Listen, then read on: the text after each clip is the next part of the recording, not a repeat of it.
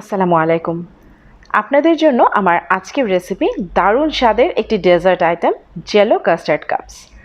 উপরে নিচে দুটি লেয়ারে থাকছে দুটি ফ্লেভারের জেলো এবং মাঝে থাকছে কাস্টার্ড। চলুন তাহলে শুরু করা যাক। প্রথমেই আমি কাস্টার্ডের লেয়ারটি তৈরি করে নিব। সেজন্য একটি হাঁড়িতে আমি নিয়ে নিচ্ছি 1 লিটার তরল দুধ। দুধটা আমি জাল দিব বলক আসা পর্যন্ত এবং তারপর আঁচটা কমিয়ে দিয়ে আরও কিছুক্ষণ জাল করে দুধটা সামান্য একটু কমিয়ে নিব, তবে খুব বেশি কমানোর কোনোই প্রয়োজন নেই। যারা এখনও আমার চ্যানেলটি সাবস্ক্রাইব করেননি তারা প্লিজ আমার চ্যানেলটি সাবস্ক্রাইব করুন এবং পাশে থাকা বেল আইকনটি অন করে দিন আমার পরবর্তী সব নতুন রেসিপির নোটিফিকেশন পাওয়ার জন্য। দিয়ে দিচ্ছি 5 টেবিল চামচ চিনি। চিনিটা আপনারা আপনাদের পছন্দ অনুযায়ী অ্যাডজাস্ট করে নেবেন। এবার নেড়ে অপেক্ষা করব চিনি গলে যাওয়া পর্যন্ত।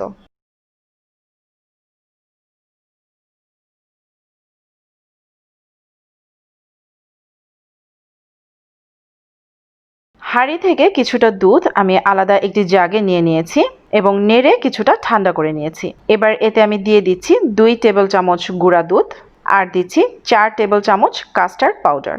এবার এই দুটোকে নেড়ে আমি খুব ভালোভাবে দুধের সাথে মিশিয়ে নিব যাতে কোনো রকম দানাদার অংশ থেকে না যায়। দুধটা কিন্তু অবশ্যই কিছুটা ঠান্ডা করে নিতে হবে।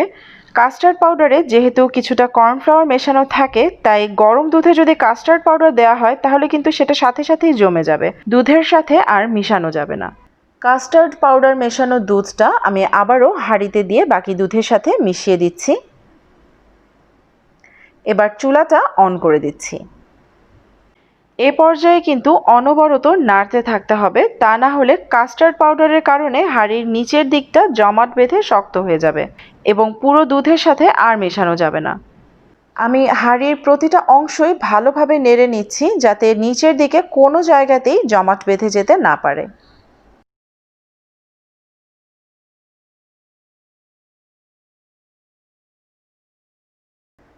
কাস্টার্ড অলরেডি ঘন হতে শুরু করেছে। অনবরত নাড়তে থাকলে এরকম স্মুথ একটি কাস্টার্ড তৈরি হবে। আমি এর বেশি আর ঘন করব না, কারণ ঠান্ডা হলে কাস্টার্ডটি আরও একটু ঘন হয়ে যাবে। আমি এবার চুলা থেকে হাঁড়িটা নামিয়ে অনবরত নেড়ে নেড়ে কাস্টার্ডটি ঠান্ডা করে নিব। খেয়াল রাখতে হবে কাস্টার্ড ঠান্ডা করার সময় কিন্তু অবশ্যই অনবরত নাড়তে থাকতে হবে, তা না হলে কাস্টার্ডের উপর একটি পাতলা সরের মতো আবরণ পড়ে যাবে।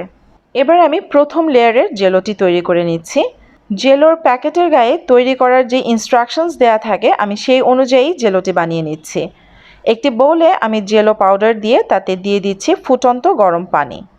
পানি গরম করার সময় আমি এতে দিয়ে দিয়েছিলাম 2 টেবিল চামচ চিনি। আপনাদের জেলো পাউডারে যদি যথেষ্ট পরিমাণে চিনি মেশানো থাকে তাহলে এক্সট্রা চিনি দেওয়ার কোনোই দরকার নেই। জেলো পাউডারটা আমি নেড়ে ভালোভাবে মিশিয়ে নিচ্ছি। আমি এখানে বানানা অ্যান্ড স্ট্রবেরি ফ্লেভারের জেলোটা ইউজ করেছি। আমার কাছে মনে হয় এই ফ্লেভারের জেলোটা কাস্টার্ডের সাথে খুবই ভালো যায়। এরকম শর্ট গ্লাসে আমি জেলোর প্রথম লেয়ারটি দিয়ে দিচ্ছি। প্রথম লেয়ারটি দেওয়ার পর গ্লাসগুলো কিছুক্ষণ রেখে দিতে হবে জেলো পুরোপুরি সেট হয়ে যাওয়ার জন্য। চাইলে কিছুক্ষণ রেফ্রিজারেটরেও রেখে দিতে পারেন। প্রথম লেয়ারটি সেট হয়ে যাওয়ার পর আমি এবার দিয়ে দিচ্ছি কাস্টার্ড। উপরে বেশ কিছুটা অংশ আমি খালি রেখেছি আমাদের ফাইনাল লেয়ারের জন্য। কাস্টার্ডের লেয়ারটি দেওয়ার পর আমি আবারও এটা ফ্রিজে রেখে পুরোপুরি ঠান্ডা করে নিব। এবার আমি তৈরি করে নিচ্ছি আমাদের ফাইনাল লেয়ারের জেলো। এই জেলোটিও আমি প্যাকেটের ইনস্ট্রাকশনস অনুযায়ী তৈরি করে নিচ্ছি। এখানে আমি নিয়েছি অরেঞ্জ ফ্লেভারের জেলো। এই ফ্লেভারটিও কিন্তু কাস্টার্ডের সাথে খুবই ভালো যায়। এই জেলোটা তৈরি করার পর নেড়ে নেড়ে কিছুটা ঠান্ডা করে নিতে হবে, তবে খুব বেশি ঠান্ডা করা যাবে না, তাহলে জেলো জমে যাবে। আবার যদি খুব বেশি গরম থাকে তাহলে তা দিয়ে আর লেয়ার করা যাবে না, দেওয়ার সাথে সাথেই কাস্টার্ডের সাথে একেবারে মিশে যাবে। এই ফাইনাল লেয়ার দেওয়াটাই সবচাইতে ট্রিকি। আমি এরকম একটি গর্তযুক্ত মেজারিং স্পুন নিয়ে নিয়েছি। সেটা দিয়েই আমি অল্প অল্প করে জেলো নিয়ে খুব কাছ থেকে এবং খুব ধীরে ধীরে জেলো কাস্টার্ডের উপর ঢেলে দিচ্ছি। খেয়াল রাখতে হবে যে এ পর্যায়ে কোনো রকম তাড়াহুড়ো করা যাবে না। বেশি উপর থেকে বা বেশি জোরে জোরে কাস্টার্ডের লেয়ারের উপর জেলো ফেলা যাবে না, তাহলে কাস্টার্ডের লেয়ারে ছিদ্র হয়ে দুটি লেয়ার একসাথে মিশে যাবে এবং পুরো লেয়ারের সৌন্দর্যটাই নষ্ট হয়ে যাবে। এই ফাইনাল লেয়ারটি দেওয়ার পরেও আমি ফ্রিজে রেখে পুরোপুরি ঠান্ডা করে নিব লেয়ারটি সেট হয়ে যাওয়ার জন্য। তৈরি হয়ে গিয়েছে জেলো কাস্টার্ড কাপস। দেখতে যেমন সুন্দর, খেতেও কিন্তু অসম্ভব মজার। অনুষ্ঠানের আগের দিন চাইলে এটা তৈরি করে র্যাপার দিয়ে মুড়িয়ে ফ্রিজে রেখে দিতে পারেন। গেস্ট আসলে ঠান্ডা ঠান্ডা সার্ভ করবেন। আশা করছি আমার আজকের রেসিপিটি আপনাদের ভালো লেগেছে। ভালো লাগলে লাইক, শেয়ার এবং কমেন্ট করতে কিন্তু ভুলবেন না। আপনাদের এই লাইক, শেয়ার এবং কমেন্ট আমার কাজের অনুপ্রেরণা যোগায়। সবাই ভালো থাকবেন। আল্লাহ হাফেজ।